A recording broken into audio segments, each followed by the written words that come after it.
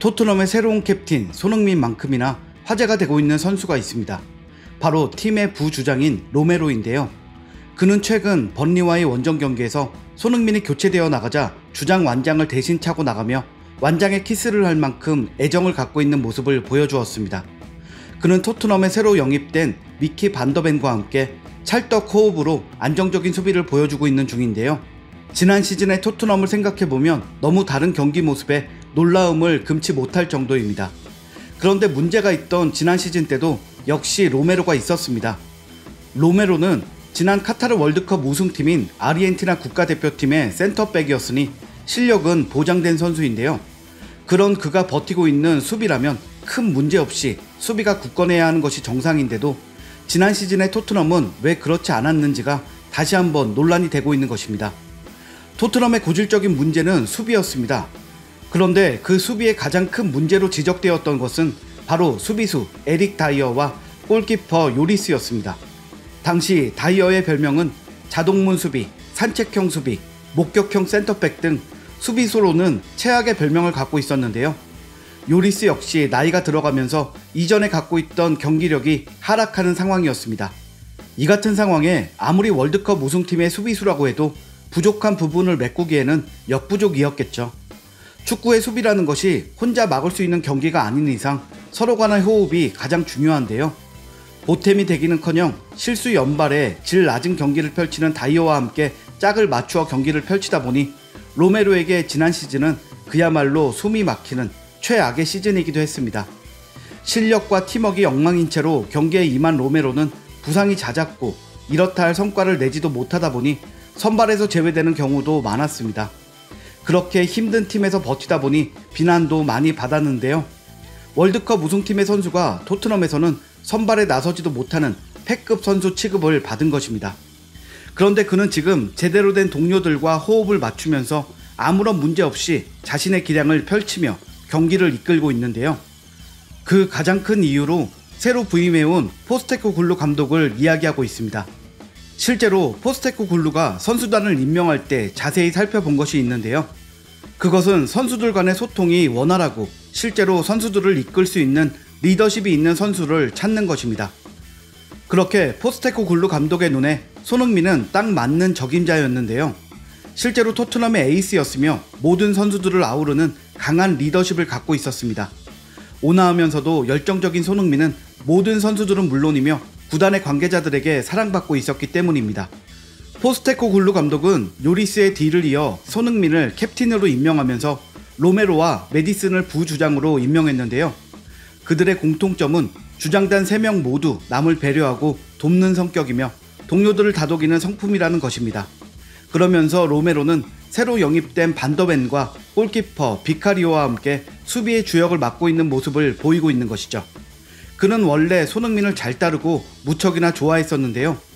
마침 캡틴으로 임명된 손흥민에게 큰 애정을 갖고 그동안 자신이 토트넘을 얼마나 좋아했는지를 몸소 표현하고 있는 중입니다. 로메로가 토트넘을 사랑했다는 것은 그의 실제 인터뷰를 통해 알려졌는데요.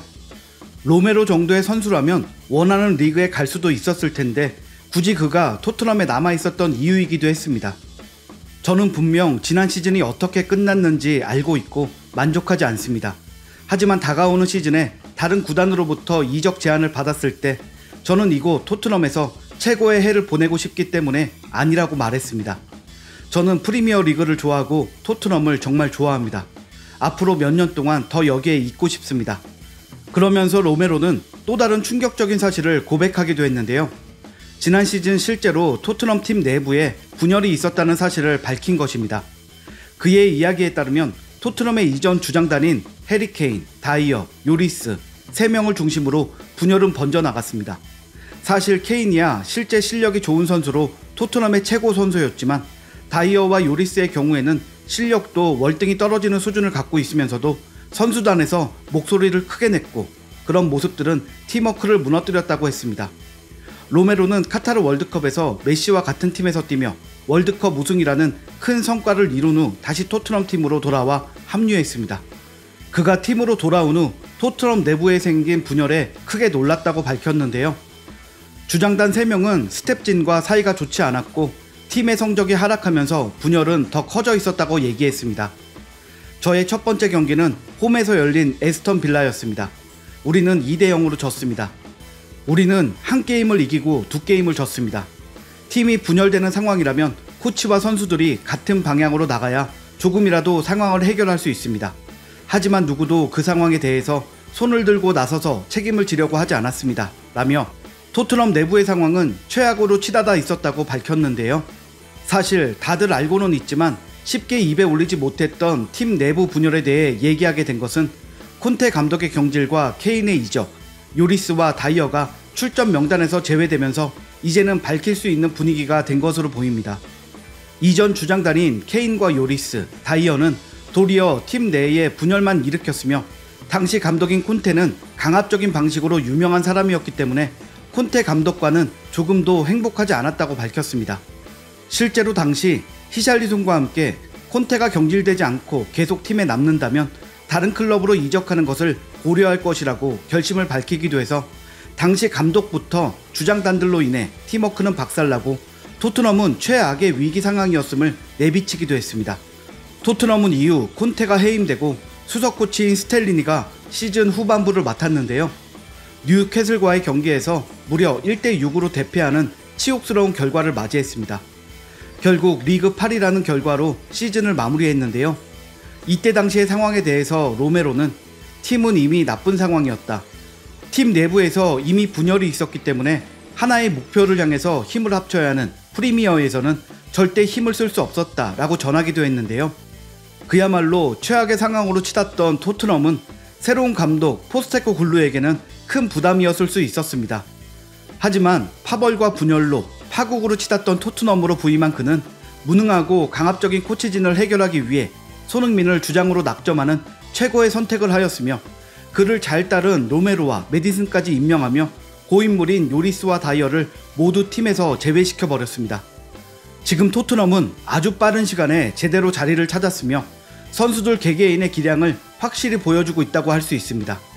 자신에게 잘 맞는 자리를 찾고 있으며 유동성 있게 다른 선수들과의 조화를 찾아가고 있는 것인데요. 그 핵심에 있는 캡틴 손흥민에 대해 포체티노 감독은 팀에 항상 긍정적인 에너지를 불어넣어주는 선수이며 겸손한 선수라고 평한 적이 있었고, 영혼의 단짝으로 불리던 케인은 그는 항상 팀을 위해 뛰는 선수라고 말하기도 했습니다. 자신보다는 팀과 동료를 위해 희생하면서도 겸손하고 강한 리더십으로 팀을 사랑으로 이끌 줄 아는 인성을 갖춘 선수라는 평가를 보면 앞으로 토트넘이 얼마나 더 하나로 똘똘 뭉쳐 강한 팀워크를 보여줄지 기대하게 만듭니다. 아직은 시즌 초반이기는 하지만 그럼에도 최고의 컨디션을 보여주고 있는 토트넘을 응원합니다. 오늘 준비한 소식은 여기까지입니다. 시청해주셔서 감사합니다.